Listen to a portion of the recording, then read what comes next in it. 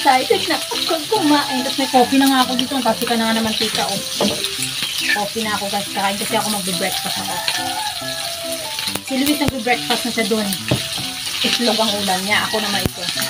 Si mama nag-work. Si papa wala. Umalis. May lakad. Mga lakad sila guys. Sila niyan.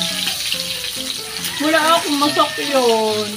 Mag-outing sana kami ngayon guys. Mag-swimming ng mga friends. Kasi wala kaming masakyan guys.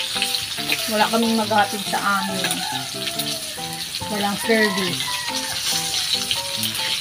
Meron naman dito guys tricycle. Hindi naman ako marunong nun. Ginamit kasi ni Papa yung motor.